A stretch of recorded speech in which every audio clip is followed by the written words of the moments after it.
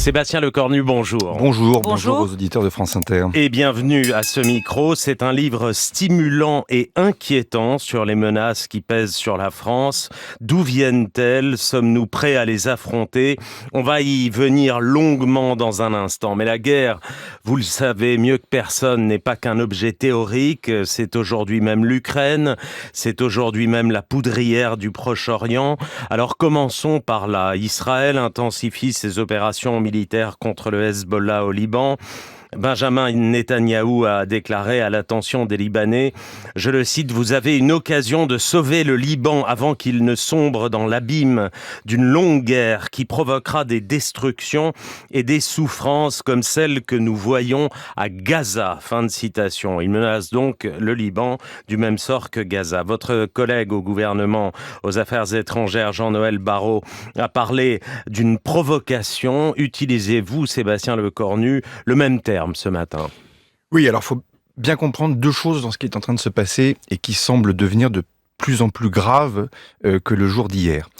La première déjà, c'est qu'il ne faut pas sous-estimer l'agenda de déstabilisation que la République islamique d'Iran est en train d'avoir sur l'ensemble de la région. Ce qu'on connaissait déjà, y compris la volonté depuis 1979 et le régime des Mollahs de détruire et de nier l'existence même d'Israël, moyennant la petite parenthèse fin des années 90, début des années 2000 du président Khatami, on voit bien que la dialectique est là et que Israël ne veut pas la destruction de l'Iran, là où l'Iran veut la destruction d'Israël. Ça va mieux en le disant. Mais ça ne s'arrête pas là.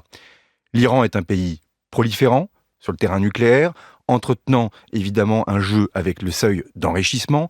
L'Iran est un pays qui mène avec des proxys, en mauvais français, des auxiliaires, une déstabilisation large de la région. Les Houthis évidemment au Yémen, les milices chiites en Irak, le Hezbollah au Liban, on y reviendra. L'Iran, et c'est souvent trop méconnu de nos concitoyens, détient injustement des citoyens français dans ses prisons. Et donc il faut bien le voir que cet agenda de déstabilisation, il n'a jamais été aussi prégnant. Et de l'autre côté, pour répondre précisément à votre question, nos alliés israéliens, car Israël est notre allié, là aussi, dans les narratifs de certaines formations politiques internes à notre pays, quand même bien de le rappeler, depuis 1949, où la France a été des premiers pays à reconnaître l'État d'Israël, Israël semble pouvoir tomber dans trois pièges qui lui sont tendus. Le premier piège, évidemment, c'est de ne pas respecter le droit international et le droit humanitaire. C'est vrai, évidemment, à Gaza. C'est vrai dans la proportionnalité des frappes pour épargner les populations civiles. Et pour être honnête avec vous, en tant que ministre des Armées, j'ai mal vécu les déclarations du Premier ministre Netanyahou sur LCI, si ma mémoire est bonne, disant « mais l'armée française aussi, lorsqu'elle était engagée au Sahel ou au Levant, faisait aussi beaucoup de victimes civiles ». Moi, je peux vous démontrer, les chefs militaires français peuvent vous démontrer que la manière dont nous avons mené ces frappes n'a rien à voir avec ce que fait Tsahal aujourd'hui. Le deuxième écueil, c'est évidemment de prendre une forme de confiance au regard des succès tactiques récents de Tsahal, qui sont incontestables. Mais la seule chose qui compte, c'est la sécurité d'Israël et la sécurité de la région, et donc la nôtre, sur le moyen et long terme. Et le troisième piège, et ça, celui-là, il nous concerne très directement, c'est au fond un quiproquo stratégique qui est en train de s'installer. Il faut bien comprendre que et Téhéran et Israël font au fond de l'escalade un outil pour la désescalade, comme on dit chez les stratèges militaires. En clair, cherchent à rétablir chacun une dissuasion en ayant le dernier mot. Sauf qu'on le voit bien depuis cet été, la machine s'enraye, et que cette escalade ne se traduit que par de l'escalade. Et vous le voyez bien, jusqu'à l'été, le conflit était potentiellement indirect, via le Hezbollah, via les milices que je vous parlais. Et là, il arrive à être direct. Exactement. Déclaration du ministre israélien de la Défense hier. Notre réplique contre l'Iran, qui a envoyé 200 missiles il y a une semaine sur Israël, notre réplique sera mortelle, précise, surprenante. Pour vous, on est encore dans la dissuasion quand il dit ça, ou on va aller vers un conflit direct entre l'Iran et Israël? Est-ce qu'on y va, Sébastien Lecornu? Les deux, c'est-à-dire à la fois, toutes ces déclarations sont là pour établir une forme de dissuasion, et c'est bien le problème, c'est que Téhéran fait la même chose, et donc vous voyez bien cet escalier de violence qui est en train de se construire sous nos yeux, et en même temps, c'est aussi le sens des déclarations du président de la République depuis maintenant, alors 1 an, et singulièrement depuis plusieurs semaines, en disant « la guerre est évitable ». Je pourrais revenir aussi sur ce que font nos forces armées pour cela. Mais la réalité, c'est que là, nous sommes dans un engrenage qui n'a jamais été aussi vicieux. Vous prenez Benjamin Netanyahou au sérieux quand il dit « on va faire du Liban ce qu'on a fait à Gaza » ou quand il dit « notre réplique sur l'Iran sera mortelle et précise ». Mais c'est pour cela aussi que nous appelons à ce que la réplique israélienne, auquel je ne suis pas associé, ou les autorités françaises ne sont pas associées, doit être proportionnée et justement tenir compte de ce dilemme stratégique. Quelle est la retenue ? Ah mais il faut, parce que frapper des infrastructures civiles ou militaires, ce n'est pas la même chose. Frapper des infrastructures énergétiques ou nucléaires, ce n'est pas la même chose.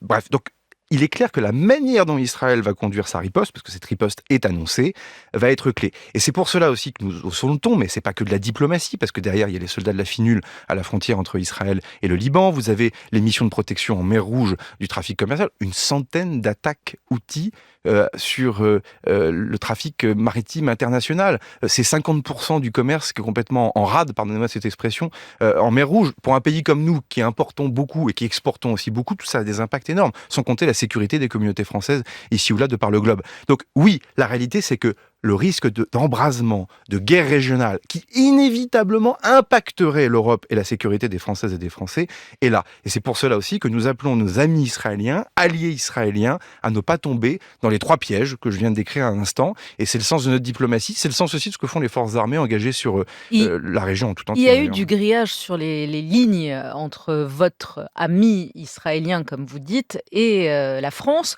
entre Emmanuel Macron et Benjamin Netanyahou. Quand Emmanuel Macron a dit la semaine dernière la priorité est à une solution politique, qu'on cesse de livrer les armes pour mener les combats sur Gaza, a-t-il dit, ce à quoi Benjamin Netanyahou lui a répondu honte à la France, en gros. La France, elle ne livre pas d'armes à Israël ou elle en livre? Et ce message était adressé à qui? À Joe Biden? Le message d'Emmanuel Macron? Sur ce qu'a dit le président de la République, qui avait été d'ailleurs enregistré, je crois, au moment de l'Assemblée générale des Nations Unies. Effectivement, le destinataire final du message était sans doute nos amis américains qui eux aussi disent il faut un cessez-le-feu, qui sont très engagés avec nous. Vous savez que sur la question libanaise, au fond, il n'y a que 2 pays qui sont manœuvrants. Les États-Unis, avec un représentant de M. Biden qui s'appelle M. Ramos Hochstein, et la France, avec Jean-Yves Le Drian, mon prédécesseur, Elle a encore qui est le une voix, représentant la d'Emmanuel France. Macron. Elle a encore une voix, la France. Alors je vous réponds au Liban et à la on ne livre région. pas d'armes à oui. Israël, pour répondre à votre question. On livre des composants sur des systèmes purement défensifs. Par exemple, des systèmes de roulement à billes, de ressorts sur le dôme de fer, vous savez, qui est le système de défense du ciel d'Israël, des plaques de blindage pour des véhicules. Mais donc, en dépit de ce que raconte la France Insoumise depuis 1 an, il n'y a aucune arme livrée à Israël. Sébastien Lecornu. Sur la voie de la France, pardon, Ouais. Nicolas, sur la voie de la France, vous l'entendez, vous avez l'impression que vous pesez encore? Non mais c'est difficile, puisque même le Premier ministre israélien n'écoute pas son allié américain, donc ça peut rendre humble. Après, je le dis aussi à nos concitoyens et à nos auditeurs, nous ne faisons pas violence. Nous sommes encore le seul pays européen crédible et écouté dans la région, parce qu'on y a des forces armées, y compris nos 700 soldats de la FINUL, oui, dont je note que beaucoup de gens disent du mal du mandat, mais enfin, le travail est fait au quotidien dans des conditions qui sont difficiles. Qu'en 2006, la FINUL n'avait pas déménagé, et un peu de respect pour les plus de 140 morts pour la France au Liban depuis maintenant le début des résolutions des Nations Unies. Mais c'est vrai aussi d'Irak. On ne parle pas de l'Irak, qui est le géant d'à côté, sur lequel nos forces armées font de la formation, aident l'Irak à retrouver sa souveraineté, sans quoi, entre les cellules de Daesh d'un côté et les milices chiites de l'autre, on pourrait aussi avoir un écroulement de l'Irak. Donc il faut bien mesurer qu'il faut regarder la focale globale, et c'est pour ça que je suis reparti aussi de l'agenda de déstabilisation que fait peser Téhéran sur l'ensemble du monde et de la région. Sur le Hezbollah, Sébastien Lecornu, vous dites qu'il a renforcé ses moyens. Je vous cite, milliers de roquettes, drones armés, missiles d'origine iranienne et même capacité maritime. Le Hezbollah est la 2e armée de la région. Fin de citation. Aujourd'hui, cette 2e armée, elle est dans quel état, selon vous? Elle a été décapitée, affaiblie, elle est à terre. Que pouvez-vous nous dire de précis sur l'état du Hezbollah? Décapitée, désorganisée, et donc fondamentalement dangereuse, parce que les capacités militaires sont toujours là, très amoindries, probablement la moitié. Difficile évidemment de donner des chiffres qui soient précis, mais les arsenaux sont là, soit de type balistique, soit évidemment des arsenaux plus individuels, et de fait, pour être techniquement précis, le Hezbollah militairement n'est pas le Hamas. Et que c'est pour cela que je dis aussi que nos amis israéliens ne doivent pas être grisés en quelque sorte par des succès tactiques performants récemment, mais qui laissent quand même entrevoir quelque chose de difficile. Et c'est pour cela qu'il faut s'arrêter à temps. Il y a un sentiment de surpuissance, il y a une hubris du côté israélien, c'est ce que vous dites? Je pense surtout qu'il y a un traumatisme épouvantable lié au 7 octobre. Que Absolument. Nous sous-estimons les débats politiques intérieurs à Israël, y compris sur la réalité de ce que le renseignement israélien a pu faire ou ne pas faire pour empêcher ou prévenir le 7 octobre, qui a une volonté effectivement dans l'appareil de sécurité israélien que de rétablir la dissuasion et de rassurer aussi leurs concitoyens et nos amis israéliens, ce qui est d'ailleurs bien légitime. Nous, ce qu'on essaie de faire, si vous voulez, c'est de sortir du pur court terme, ce qui est compliqué dans nos démocraties, dans nos systèmes, pour revenir aussi à quelque chose de davantage long terme. C'est qu'à un moment donné, il n'y aura pas d'issue favorable à tout cela sans solution politique. C'est vrai de la partie qui me concerne moins, parce que c'est le ministre des Affaires étrangères, Jean-Noël Barrot, qui s'en occupe sur la solution à deux États, mais c'est vrai aussi de la manière dont on traite les menaces de sécurité à la frontière entre Israël et le Liban. C'est pour cela qu'on maintient le contingent français de la FINUL, parce que quand les armes se tairont, il faudra bien trouver une solution sur cette ligne bleue. Quelques mots, Sébastien Lecornu, sur l'Ukraine également, dont vous parlez beaucoup dans votre livre, même si on en parle moins aujourd'hui de l'Ukraine, et pourtant la situation est très grave. Vous allez accueillir tout à l'heure Volodymyr Zelensky. L'Ukraine qui pourrait être confrontée à son hiver le plus rude depuis l'invasion russe de ce pays le 24 février 2022, a averti mardi le secrétaire général de l'OTAN, qui a appelé les alliés à renforcer leur soutien.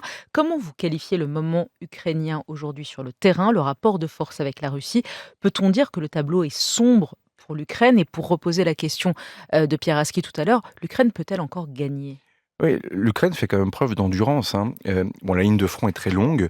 Pour vous donner peut-être un chiffre, le grignotage que les Russes sont en train d'accomplir sur l'Ukraine depuis le 20-25 septembre, on parle de 100 km² grignotés. Donc en fait, si on est précis, le rapport de force, il est tenu par l'Ukraine. Et c'est ce qui explique, alors certains disent enlisement. Objectivement, sur le terrain militaire, on dirait plutôt au contraire que la ligne de front, elle est tenue. Ça veut donc dire que nous, on a un sujet précisément de durée. Et c'est ce que disait très justement Pierre Aski sur la capacité à tenir un rapport de force pour derrière avoir des initiatives diplomatiques. C'est le sens d'ailleurs de la visite du président Zelensky qui vient échanger avec le président Macron sur ce qu'ils ont appelé le plan pour la victoire. Et c'est pour ça qu'on fait cette formation aussi de cette brigade. Vous voyez, on est en train aussi de changer de pied petit à petit. Plutôt que de saupoudrer une aide militaire dans l'urgence, on commence à faire preuve de cohérence. 2000 hommes, enfin une brigade, c'est 4000 hommes, on en prend déjà en compte 2000 hommes en formation, qu'on forme sur des équipements français de l'armée de terre, qui sont des vieux équipements d'ailleurs qu'on va sortir du format de nos armées, et ça aussi c'est quelque chose d'important, parce que j'entends dire 3 milliards d'euros pour l'Ukraine au moment où il y a des problèmes budgétaires, etc. Vous en parlez dans votre livre, d'ailleurs, vous répondez aux citoyens qui vous disent est-ce qu'on a les moyens de donner autant à l'Ukraine? Exactement, et en fait nous on optimise beaucoup les choses, c'est la force du modèle français. Pourquoi? Parce que déjà on a des industries françaises. C'est-à-dire que beaucoup de pays achètent aux États-Unis pour aider l'Ukraine. Nous, on achète en France pour aider l'Ukraine. Donc les usines de Roanne, de Nexter ou les usines d'MBDA de Bourges, pour les citer. Et elles produisent assez? C'est tout le sens de l'économie de guerre. Et j'y reviens d'ailleurs dans le livre. C'est-à-dire qu'à un moment donné, on a un modèle qui est un modèle de souveraineté, 100% français, qui est tiré par la dissuasion nucléaire et le fait de ne dépendre de personne depuis les années 60. C'est ce qu'on doit au gaullisme militaire.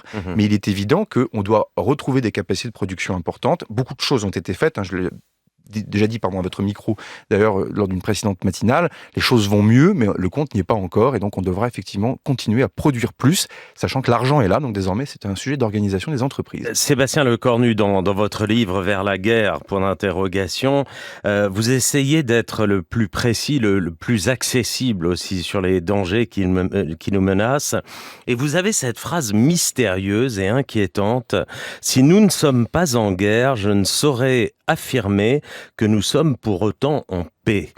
Qu'est-ce que ça veut dire exactement et comment décririez-vous cet état intermédiaire? Qu'est-ce qui le caractérise? Alors de fait, c'est pas un livre politique et c'est un livre dans lequel je me suis attaché à décrire la menace propre aux Français, parce que j'étais très agacé d'entendre souvent depuis 2 ans « et si nous arrivait la même chose que l'Ukraine, etc. » Non, on n'est pas l'Ukraine, on est à l'ouest de l'Europe, on n'est pas à l'est, on est dans l'OTAN et on est une puissance nucléaire. Et inversement, nous avons donc des menaces qui nous sont propres. Et je me suis aussi attaché à expliquer dans le livre ce sur quoi nous étions prêts et ce sur quoi nous devions continuer à faire des efforts. Et en faisant des allers-retours effectivement avec les années 60, et notamment ce personnage qui est Pierre Messmer, qui fut le ministre des Armées du général de Gaulle, et qui compte beaucoup pour moi parce qu'il dit quelque chose aussi de ce traumatisme de 1940, plus jamais ça, et ce qui explique la course à l'atome, etc. Sur cette phrase en particulier, elle est clé. Ce clair-obscur, là, en fait, c'est quoi? Non mais nous, moi je suis né en 1986, globalement, mon enfance c'est la dissolution du pacte de Varsovie, le lendemain de la chute du mur de Berlin, des guerres plutôt régionales, les Balkans, et surtout le terrorisme. Je me rappelle au lycée, le 11 septembre, les attentats malheureusement sur le territoire national. Bon. Puis tout d'un coup, on retrouve quelque chose qui ressemble à une compétition entre les grandes puissances, à du chantage nucléaire, de la prolifération, et donc des stratégies de contournement des dissuasions nucléaires, et c'est propre de notre pays. C'est comme nous sommes une puissance nucléaire, au fond, ce qui peut nous faire mal, c'est ce qui contourne la dissuasion nucléaire. Et au fond, les deux idées que je défends dans le livre, c'est que nous ne sommes pas en guerre, mais nous ne sommes plus en paix comme nous l'avons connu. Et d'ailleurs, objectivement, le seul terrorisme justifie à le justifier et à l'expliquer. Et surtout, désormais, nous pouvons potentiellement être défaits sans être envahis. C'est-à-dire que là où encore, dans notre mythologie collective, on guette les chars qui pourraient franchir la frontière à Strasbourg ou à Belfort, il n'en est rien. Le cyber, la militarisation du spatial, la militarisation et le piégeage des fonds marins, la guerre informationnelle, le fait de jouer aussi sur les divisions de la société française par différents stratagèmes menés par des puissances étrangères. Donc, puissances étrangères que vous nommez dans le livre, vous dites clairement, aujourd'hui, l'adversaire numéro 1, celui qui attend notre effondrement, l'effondrement de la France, l'effondrement de l'Europe, l'effondrement de l'Occident, c'est la Russie, qui attend ça, qui veut ça, et vous dites c'est notre première menace. Oui, et qui se lie avec les autres, parce qu'on voit bien la relation entre Moscou et Pyongyang en Corée du Nord, la relation avec Moscou et Téhéran, et de fait, la Russie, en fait, il faut bien comprendre qu'elle est au fond assez affaiblie de ces 2 années et demie de guerre, et que ça la rend justement particulièrement dangereuse, qu'elle développe de plus en plus aussi un projet politique. Elle est de plus en plus agressive vis-à-vis de la France, par exemple. Oui, sur les forces armées, typiquement, je l'avais déjà décrit, mais vous avez désormais des pratiques qui avaient disparu avec la fin de la guerre froide, aveuglement de pilotes d'hélicoptères, menaces sur des patrouilles de Rafale français, pourtant dans des espaces qui sont internationalement libres, en disant si vous pénétrez dans cet endroit, on va vous abattre, alors que, faut bien comprendre, en grammaire militaire, ce que ça peut vouloir dire avec le risque d'escalade qui va avec. Et puis, bien sûr, les menaces cyber, sur lesquelles moi je veux qu'on s'arrête. Qui sont plus importantes aujourd'hui qu'il y a 1 an, qu'il y a 2 ans sur la France. Les attaques cyber de la Russie sur la France sont plus importantes, Sébastien Lecornu. Il faut bien comprendre que le cyber, historiquement, c'est plutôt de la cybercriminalité. Ce sont des gens qui viennent faire de la rançon, qui font de l'escroquerie, qui font... Bon. Et puis petit à petit, ça devient un outil étatique et même potentiellement terroriste. Et une attaque cyber sur un hôpital, c'est une chose. 300 attaques cyber sur 300 hôpitaux en même temps, c'en est une autre. Et vous voyez, c'est là où j'ouvre aussi dans le livre cette réflexion, parce qu'elle concerne tout à chacun. On se prépare à ce genre de scénario. Oui. Vous dites que c'est une possibilité. Oui, on s'y prépare, sérieuse. Mais sauf que vous voyez, est-ce que France Inter s'y prépare? C'est là aussi où le sujet de la différence entre la chose militaire et la défense nationale, qui est plus large que le seul sujet militaire. Ça veut dire quoi? Est-ce que France Inter ou les médias s'y préparent? Il y a un aspect défense civile à ce que demain, typiquement, vous soyez hackés, que vos sources en tant que journaliste soient divulguées, qu'à un moment donné, un contenu à l'antenne soit placé, alors que ce n'est pas le contenu que la rédaction a arrêté. Tout ça sont des scénarios complètement plausibles sur lesquels d'ailleurs les puissances étrangères, les services étrangers travaillent. Nous sommes une démocratie, il faut le défendre, mais ça nous donne aussi quelques vulnérabilités qu'il faut traiter. Et donc c'est aussi ce que j'essaie d'expliquer dans l'ouvrage, c'est que avec le président de la République depuis 2017, et je pense que ce sera un des grands éléments des 2 quinquennats d'Emmanuel Macron, on aura réarmé le pays, et plutôt pour la guerre de demain que pour la guerre d'hier, n'en déplaise à certains. Mais en fait, à un moment donné, il y a un sujet de résilience globale qui concerne les entreprises, les collectivités, les médias, parce que la Russie réinvente la guerre. Et d'ailleurs, Téhéran a réinventé la guerre avec ses auxiliaires, ses proxys. On voit bien que le Hezbollah d'aujourd'hui, un peu différemment depuis 3 semaines, mais n'est pas celui de 2006. Et ça, pour le coup, la menace va très très vite. Et elle va plus vite que nos débats politiques intérieurs et que nos mentalités. Oui, d'ailleurs, vous dénoncez dans le livre très clairement les débats qui ne sont pas au niveau à l'Assemblée nationale sur toutes les questions militaires et les questions de défense, sur les prises de position des députés, même de votre camp, écrivez-vous, même de la majorité présidentielle, qui ne sont pas au niveau. Oui, je trouve qu'il y a un décalage énorme entre l'état du monde et on se retrouve en pleine campagne européenne ou législative à avoir un débat pour savoir si le président de la République est vraiment le chef des armées ou pas. Est-ce que c'est honorifique? Quand on y réfléchit, c'est complètement dingue. Et l'héritage gaullien de la 5e, il est à préserver et il a été préservé par le président Mitterrand, il a été préservé par tous les présidents de la République successifs. Il faut aussi que la classe politique soit digne de ce sujet qui est un sujet politique, savoir où est-ce qu'on met l'argent, quelles sont nos alliances, etc. sont des gens clés. C'est Serge qui est au Standard d'Inter et qui veut vous interroger sur le budget des armées.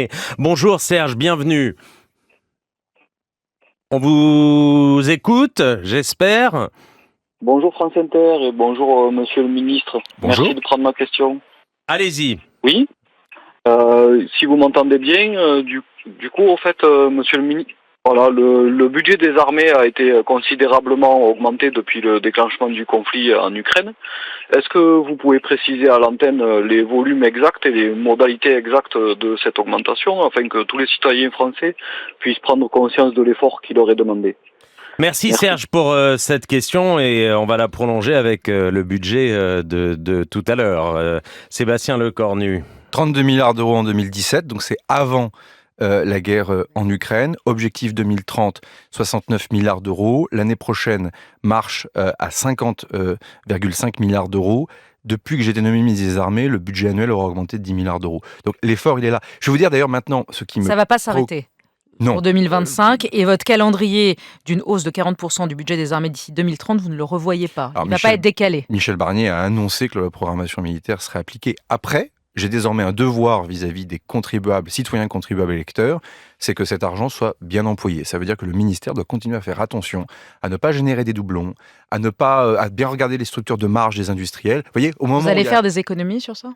Je pense qu'il faut continuer à maintenir une saine pression. C'est-à-dire que l'acceptabilité politique, sociétale de cette augmentation de crédit militaire, qui est indispensable par rapport aux menaces qu'on a décrites, il n'y a rien en trop. Mais de fait, le ministère doit être exemplaire. C'est la parole que j'ai donnée au Premier ministre et à Laurent Saint-Martin, mon collègue du budget. C'est que la contrepartie de ces efforts, de l'application de la programmation militaire, c'est de continuer d'optimiser au mieux les choses. Sébastien Lecornu, comment vous expliquez la situation des finances publiques et le dérapage de ces derniers mois qui a conduit Michel Barnier à parler d'une situation dramatique, de pré-crise financière et des choses que vous avez ratées dans les précédents gouvernements? Pour être très clair, parce que vous êtes le seul ministre à être... Quand même, vous êtes rescapé de la purge. Je ne sais pas si c'était une purge d'ailleurs. Je vous vois sourire. Mais vous étiez ministre le premier jour de l'élection d'Emmanuel Macron en 2017. Vous l'êtes toujours. Vous êtes quasi le seul. Je pense que vous êtes le seul d'ailleurs. Je suis le dernier, oui. Ouais. Pourquoi? Comment vous l'expliquez? C'est une qualité ou... Je ne sais pas. Comment vous l'expliquez? S'il n'en reste qu'un. Sur la question budgétaire, je pense qu'elle doit être traitée très sérieusement et le Premier ministre a raison de le faire parce qu'il en va de la crédibilité de notre signature. Il le dit souvent et c'est absolument clé parce que c'est un autre aspect de notre souveraineté. Moi, j'en tiens une partie sous l'autorité du chef de l'État. Qu'est-ce que vous avez raté pour qu'on en soit à cette situation? Il y a clairement quand même les enchaînements de crise, y compris Covid. Et pas que cette dernière année, c'est cette dernière année que ça... le problème, c'est cette dernière année. Il y a déjà au début pas du septennat, mais du dernier quinquennat, pardonnez-moi, les finances publiques avaient été justement ramenées à des points d'équilibre importants. Je crois que Gérald Darmanin a été ministre des Comptes publics, il l'a rappelé encore récemment de nombreuses reprises, il a raison. Et un travail important avait été fait avec Édouard Philippe. Après, vous avez eu des crises qui ont coûté cher à la nation et sur lesquelles il faut désormais continuer à réformer. Moi, je l'ai dit à de nombreuses reprises, le budget qui sera présenté tout à l'heure, il doit comprendre une part d'effort, il doit surtout comprendre en parallèle des chantiers structurels pour traiter justement la mauvaise dépense publique, ce qui permet la bonne dépense publique. Je pense à la dépense publique militaire, évidemment. D'un mot, Sébastien Lecornu, dernière question, vous en parlez dans le livre, la dissuasion nucléaire. Emmanuel Macron avait suscité le débat en déclarant que la défense européenne pourrait comprendre l'arme nucléaire française. Bruno Retailleau, à l'époque, avait parlé d'une proposition inacceptable. Vous le défendez toujours? Non mais vous voyez, je reviens longuement dans le livre sur cette affaire parce que les mots en matière de grammaire nucléaire sont précis. Le président de la République, il n'a jamais dit que notre dissuasion nucléaire serait européenne. Il dit que les intérêts vitaux... Attendez, c'est plus précis que ça. Il dit que les intérêts vitaux français ont une dimension européenne. Donc qu'est-ce que dit le chef de l'État? Je pèse mes mots. Il dit que les intérêts vitaux français, qui peuvent déclencher la dissuasion, et ça lui appartient à lui seul, ne sont pas contenus dans le seul territoire national. Mais pardon, le président Chirac avait dit que dans notre espace européen, les intérêts vitaux s'entremêlaient beaucoup plus. Quant au général de Gaulle, il est encore plus direct, puisque dans une instruction écrite aux armées, au début des années 60, il dit que si le Benelux ou l'Allemagne de l'Ouest est attaqué, il considérait que nos intérêts vitaux sont engagés. Vous allez faire cette explication de texte à Bruno Retailleau. Je le ferai avec amitié. Comment vous expliquez que vous soyez le dernier? Le seul, le rescapé? C'est la loyauté, c'est quoi? Sûrement un peu de chance. La loyauté, ça, je la revendique. Moi, j'appartiens à cette époque qui a été ouverte par le président de la République en 2017. D'ailleurs, j'aurais aimé que beaucoup de nos amis des Républicains nous rejoignent plus tôt, puisqu'au fond, on voit bien que depuis 7 ans, on aurait pu gagner du temps et que je suis engagé. La réalité aussi, c'est que j'ai un rapport au ministère que le président m'a confié, qui est un rapport affectif, émotionnel même, je le revendique. Cette fonction, qu'on lit d'ailleurs dans votre livre. Ah non, mais on sent le rapport, on sent que vous avez trouvé votre ministère, en tout cas, qu'il y a quelque chose... Je crois même l'avoir voulu, et le président de la République me l'a demandé. Donc pour moi, mon engagement politique, il est dans un moment un peu particulier, parce que tout est accompli. À lire. Avec ce ministère, tout est accompli, bien sûr. C'est formidable. les hommes et les femmes qui y servent, les questions qui sont traitées. Ça permet de vraiment d'avoir un engagement politique qui soit très noble, ce qui m'empêche pas de garder un engagement politique local dans l'Eure, à Vernon, etc. Mais je pense que c'est un ministère qui transforme la vie d'un homme. À lire vraiment ce livre, Vers la guerre, point d'interrogation, la France face au réarmement du monde, publié chez Plomb. Merci infiniment Sébastien Merci Lecornu d'avoir été au micro d'Inter ce matin, il est 8h49.